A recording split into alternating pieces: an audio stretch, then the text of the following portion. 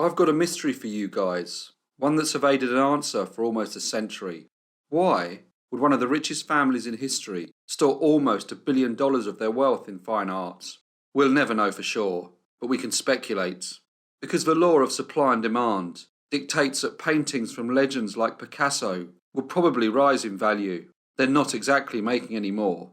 And not only is the potential for a high resale exciting, the art market is rather stable.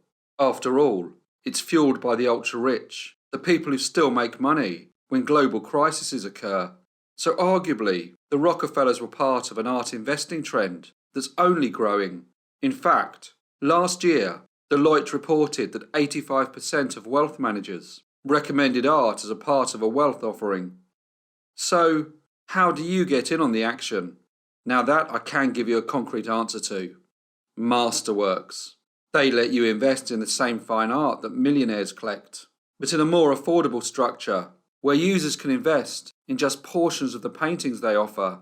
I thought this idea was so good, I secured all of you priority access to Masterworks. All you have to do is click the link in the description. But remember, every investment does carry an element of risk. Today we are looking at a case from the early 20th century, so sit back as we go to Gran Canaria. The Canary Islands have belonged to Spain since the late 15th century, but due to their strategic location, have a long history of conquest and have at one time or another been occupied by France, Portugal, Holland and Britain. They are located in the Atlantic Ocean, 62 miles from the northwest coast of Africa and 870 miles from the Spanish mainland.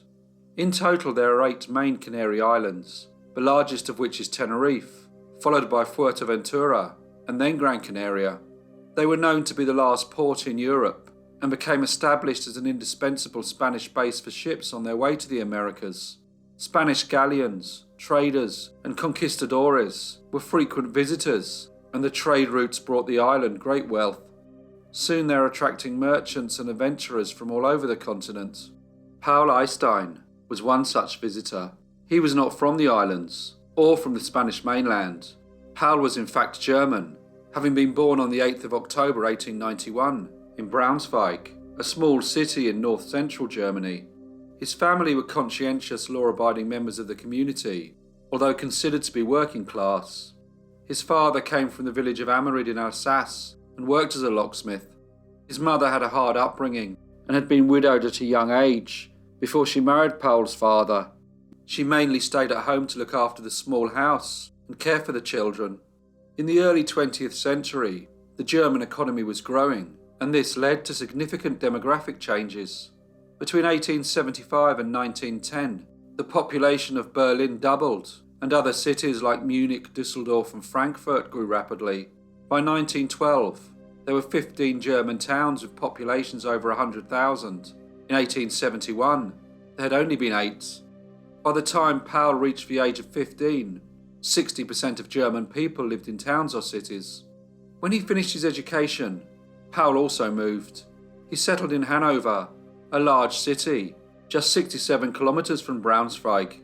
Here there were far more work opportunities, and he soon found employment, working as a typographer. He took rooms in a guest house at 14 Liebestrasse Road, and quickly got to know his way around. He was well liked and seemed to get on well with everyone. He was tall, with blonde hair, always dressed well, and those who met him thought him to be a distinguished gentleman. They would not have believed that he had experienced such a humble upbringing amongst the German working class. He was a determined young man who had ambitions of becoming rich and wanted to travel to other parts of the world. But although he worked hard, his lifestyle and love of fine clothes meant that each week he only just had enough money to pay for his lodgings and basic living expenses. He needed a way of obtaining more income. He had become envious of the wealthy gentlemen who paraded themselves in the city, so in order to try and improve his circumstances, he started to engage in petty theft. Soon crime became his way of life. It was far more profitable than working, and it enabled him to buy expensive clothes and luxury items. At first, the crimes were mainly house robberies. He had gained some experience as a locksmith from his father, and this came in very useful when he wanted to rob the homes of the wealthy Hanover residents. But things soon escalated, and his crimes progressed to fraud and armed robbery. The police needed to catch the person responsible. They were getting complaints from some very important members of the community, as well as from financial institutions who were becoming quite concerned. As they interviewed those who had been robbed or defrauded, the name Paul Eistein was mentioned by many of the victims, although most described him as a charming young man and did not believe him to be the person responsible. The police, however, considered him a suspect and issued a warrant for his arrest. However, they were unable to find him.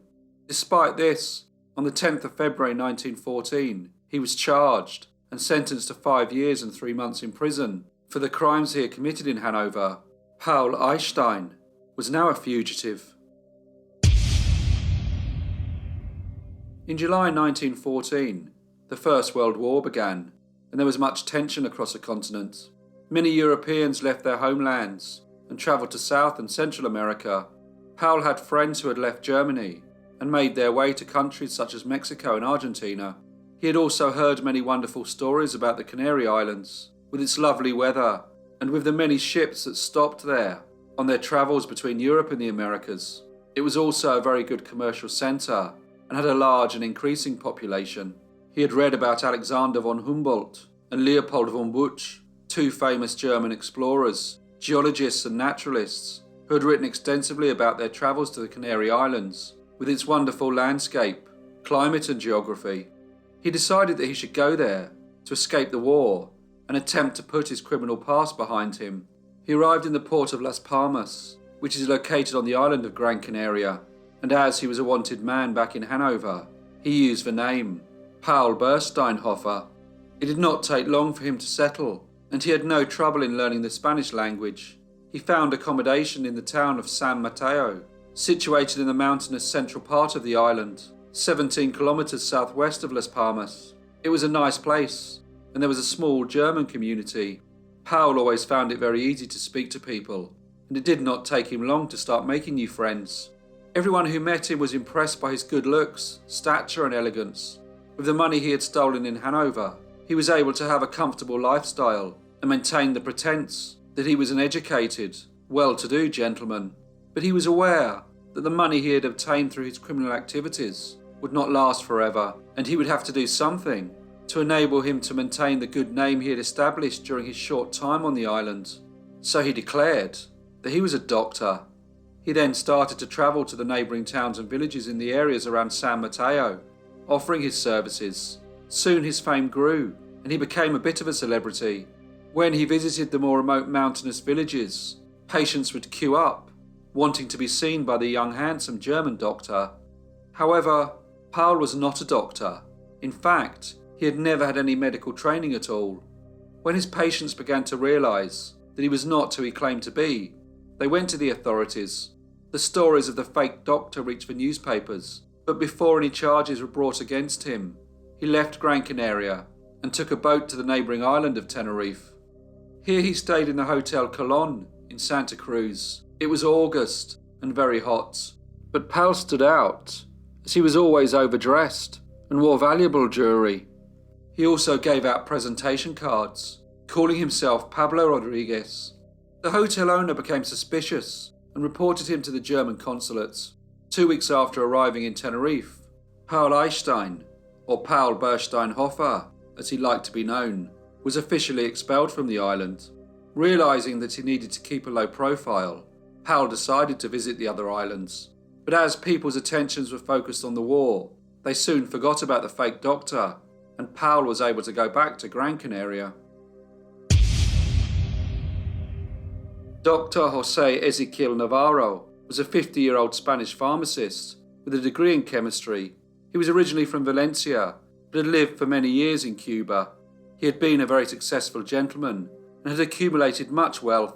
He owned pharmacies in both Spain and Cuba and planned to open 2 more, one in Las Palmas and another in a town in the interior of the island.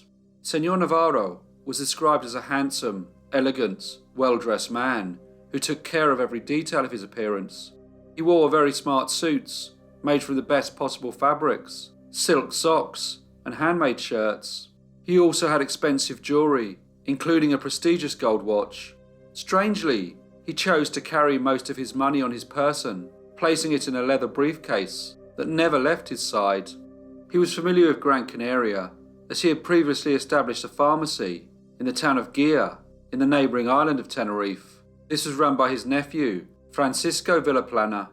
When he arrived in Las Palmas, Señor Navarro stayed at the Hotel Universal, located at Leon y Castillo streets. It was a grand hotel, very close to the Santa Catalina docks, where ships would stop from all over the world to get provisions for their onward journeys, usually to mainland Europe or the Americas.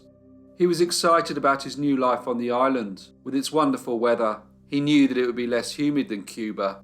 He was also a little anxious, as he was keen to start his new venture. Señor Navarro was a single, cultured and well-travelled gentleman. He liked to socialise and spoke several languages. Many people had commented how easily he found it to make conversation with other guests staying at the hotel. On one particular day, he met a man who introduced himself as Dr. Paul Eistein. He told Señor Navarro that he was from Germany and worked on the island, serving the more rural communities. Señor Navarro was very pleased to speak with the doctor. He commented on his fine clothes and his charming demeanour. They then started to meet up quite regularly. Señor Navarro would tell Paul stories about his life in Cuba and his travels to other parts of the world. Paul would speak about his life growing up in Germany and his friends who were fighting in the war. Of course, they would also speak a lot about medical matters. The war had seen significant advancements in treatments and vaccinations for deadly diseases such as typhoid.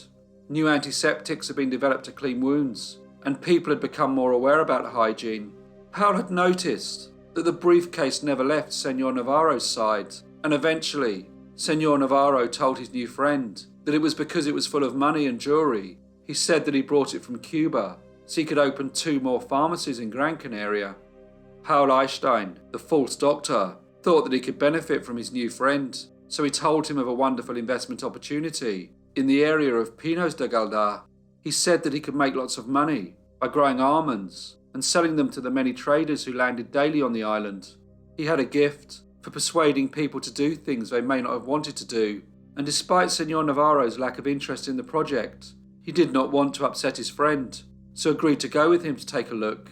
He thought that perhaps he may find the ideal location to set up one of his pharmacies. However, this was quite a remote area, known more for its panoramic views of the whole of the north and west of the island.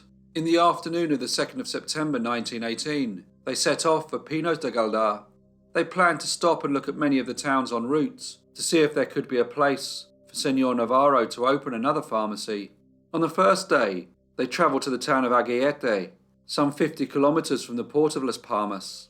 When they left, they travelled to the small town of San Nicolas. Here, Dr. Paul Eistein introduced Señor Navarro to 5 German friends, one of whom was named Johann Ludwig. Johann worked as a butcher on board a German ship that was currently in the Santa Catalina docks. He was already known to the townspeople for his brutish manner and was considered to be a very unsavoury character, not the type of person who would usually be seen in the company of a doctor. Despite Señor Navarro's lack of interest in the investment, he was enjoying the company of his new friends and happy to get to know other areas of the island.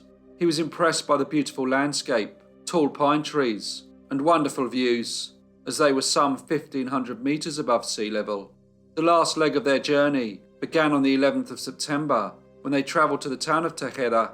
The following day, Johann Ludwig arrived to accompany the 2 gentlemen to their final destination, Pinos de Galdar, to see the almond plantation. By now, Señor Navarro was anxious to see where it was. Although he had enjoyed the trip, it had taken longer than he had anticipated, and it had now been 10 days since they had left Las Palmas.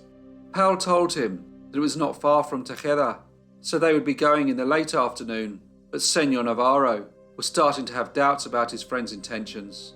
However, he was somewhat captivated by his youth and charm, so decided that he should indeed go with him and see this business opportunity.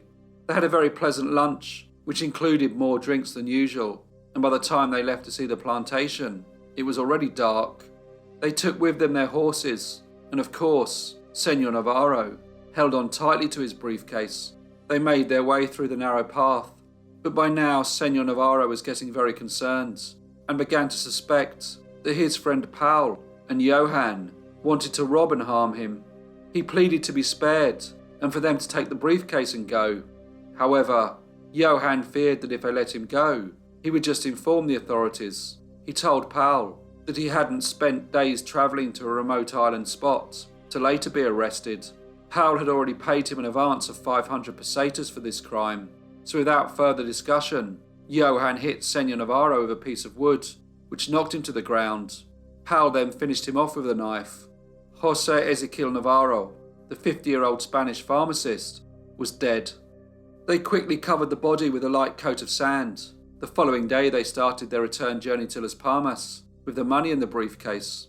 They were on horseback and stopped at the town of Arucas, where the hotel staff found their behaviour quite suspicious. They had purchased jewellery with some of the stolen money and were acting rather strangely. In all, they had robbed more than 1,500 pesetas in cash, 40 pesetas in silver coin, a gold watch, a chain, 2 gold rings with diamonds valued at 780 pesetas, cheques and shares valued at 75,000 pesetas. Johann Ludwig had also taken Senor Navarro's boots. It was strange that they had made a plan to kill the wealthy gentleman in a remote part of the island, but had made no real effort to conceal the body, which was soon discovered. On the 19th of September, the headline of the Ecos newspaper announced that an unidentified body had been found in the area around Pinos de Galdar and gave a description of the corpse. After reading the article, the manager of the Universal Hotel contacted the police and informed them of a guest who had left a few weeks earlier. He was concerned, as a gentleman had told him that he would be back in a few days, but never returned. The clothes found on the body matched the clothes that the gentleman had often been seen wearing at the hotel. At first, the police believed that it was a gang of German nationals living on the island that had kidnapped and killed Senor Navarro. 4 Germans were arrested, all of who were alleged friends of Dr. Paul Eistein, the false doctor. They confessed that they had met Senor Navarro on the 6th of September in the town of La Aldea. They said that on the 8th they accompanied the deceased and Dr. Eistein to the town of Tejeda, where they met up with Johann Ludwig. They all said that after that day they did not see the 3 men again. The case created great interest from the residents who lived on the island, as despite the thousands of people who visited each year from the ships that landed there, Gran Canaria had always been a safe and peaceful place. The police were sure that the people responsible would have left the island. But strangely, Dr. Paul Eistein and Johann Ludwig were instead celebrating their newfound wealth. They were both soon arrested and placed in prison to await their trial. The trial began on the 2nd of April 1919 and was a sensational affair. The press and the public seemed very excited by the case, even though the outcome was never in any real doubt. Paul was charged under the name Paul Eistein. Both men were found guilty of the murder of Senor José Navarro and were sentenced to death. These sentences were later commuted to life in prison. However, they did not serve their sentences, as just a few years later, both men were freed for reasons unknown. They then left the island. All the stolen goods that were recovered were passed on to the family of the victim. Hello everyone, and thank you so much for listening. As you know, I always value all your comments and feedback, so please leave any that you may have, and I hope to see you all again in the next Brief Case